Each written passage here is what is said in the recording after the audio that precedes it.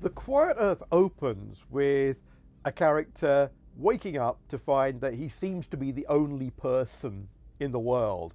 There aren't even corpses lying around as there are in most kind of apocalypse type movies. Eventually, he meets two other people, and we get a romantic triangle. This is something that recurs a lot in films with this sort of premise. That yeah, and there's always an I wouldn't marry you if you were the last man on earth joke put in there somewhere. Um, this is a serious science fiction film with some quite heavy ideas, but it also has a rather uh, dry, wicked, I suspect, typically New Zealand sense of humour that gives it a sort of a flavour that doesn't quite sit with the typical 1980s apocalyptic movie, which tended to be like Mad Max type films or um, the warriors of the wasteland, post-nuclear barbarians. This is much more one of those conceptual apocalypses, which sort of maybe J.G. Ballard sort of had the copyright on in Europe. But also, I think it has a bit to do with the idea that the Antipodes are deserted. Stanley Kramer had gone to Australia to make his end of the world film on the beach. And Ava Gardner got in a lot of trouble by telling the Australian papers that this was the ideal place to make an end of the world story, because there's no life here. Um, but anyway, to go back, there's a tradition of this kind of story, and it has to do with it. At once, it's a nightmare vision, the idea of being all alone in the world, but it's also a weird kind of wish fulfillment fantasy. It's the getting to play with all the toys and sleep in the Ritz and do whatever you want and drive around in fast cars and dress up and act like a complete prat without anybody there to stop you. The 19th century roots of this phenomenon are in a run of books. Mary Shelley of Frankenstein fame, the other novel of hers, which is much less often read these days, is The Last Man, which came out in 1825, and it's one of the first stories of a global pandemic which wipes out all of humanity, except one guy. And the reason it doesn't wipe out one guy is because the book needs a viewpoint character. It needs an audience identification figure. So that has a lot of wandering in the ruins. And there were other 19th century novels with similar premises. Um, Richard Jefferies wrote a novel called After London, which is sort of the idea of what London would be like in ruins, with nature slowly moving back in, and trees and grass and flowers and all that kind of. It's almost a wish fulfillment apocalypse. And then a guy called M.P. Shiel wrote a thing called The Purple Cloud, which is another weird phenomenon. The event, they call it in The Quiet Earth, but The Purple Cloud has an event too, and that is a cloud of poison that enshrouds the world, and again leaves a few lone survivors to wander through deserted cities.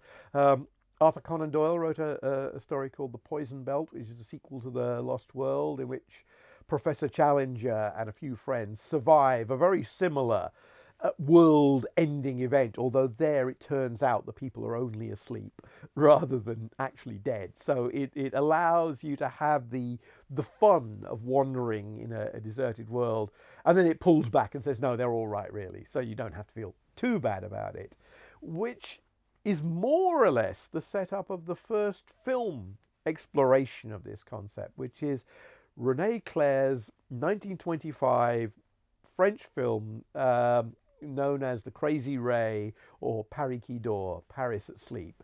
And there again, there's an event. Something happens in the middle of the night that puts almost everybody in Paris, and indeed in the world, although we don't see the world, to sleep, except the night watchman on the Eiffel Tower and some people who happen to be in an aeroplane. And later on, it turns out the mad scientist who has thrown the switch that's created this effect.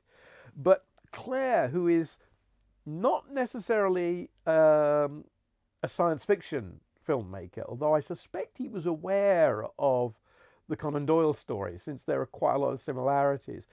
He is building on the sort of conceits that Georges Méliès used in his trick films.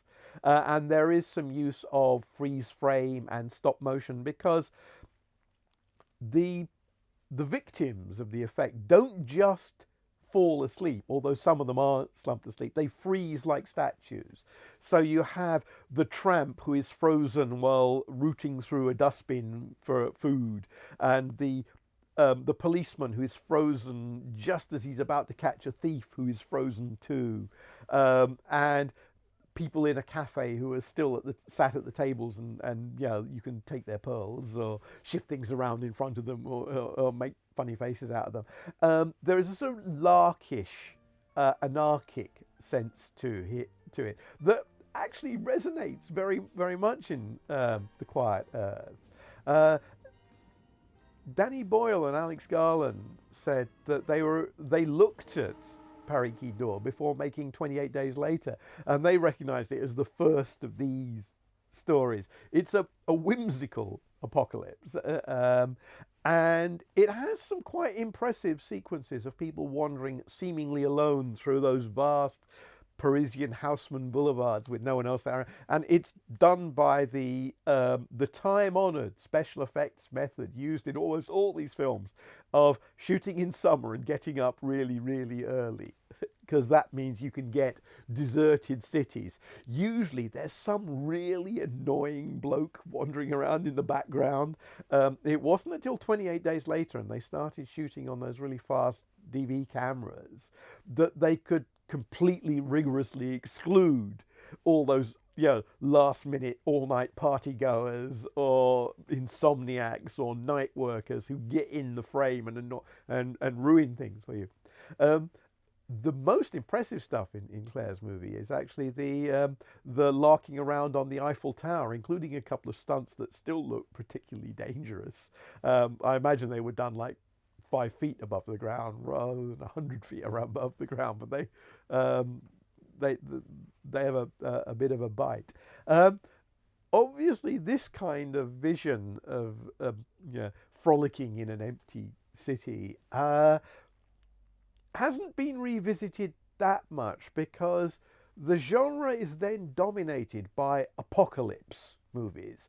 It's not just empty cities, it's ruined cities, and we see that in Things to Come, the H.G. Wells film of the 1930s, which sort of has a little midsection where Ralph Richardson rules the ruins, which is very much the template for all your Mad Max 2 and Escape from New York, Warrior of the Wasteland, future barbarian type stories.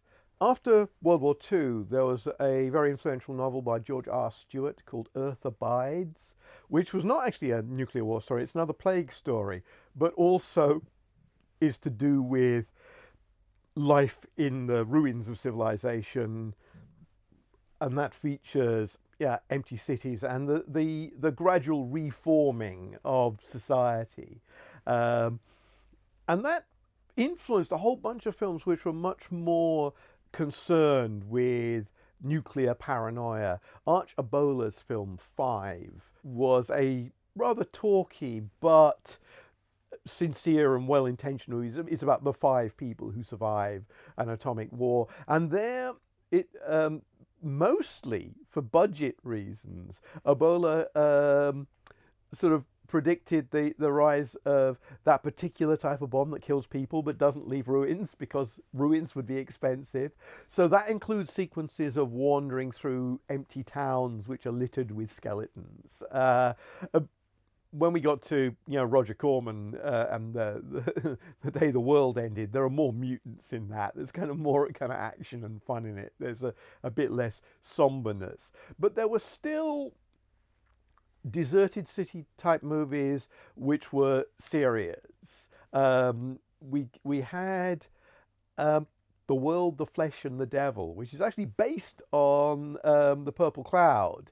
But that's a sort of a little sketch of what the Quiet Earth will be, because they're the three people who survive. It's a woman, a black guy, and a white guy. Yeah, and so there's a sort of romantic triangle and racial conflict, as well as the paranoia about the end of the world. So that's a heady brew for a movie. Although, ironically, what people tend to remember about that film is the sequences of Harry Belafonte just walking through empty New York, pulling his little child's toy trolley full of canned goods. Yeah, that's our vision of that. And it's sort of, we kind of forget the stuff that presumably the filmmakers thought was really important, the message. What we don't forget is the message in the Stanley Kramer's On the Beach, which was the next big one of those. Roger Corman went back and made The Last Woman on Earth, which is another eternal triangle after the bomb story, all shot in the Philippines, with Robert Towne, the screenwriter, plays one of the men competing for the last woman on Earth.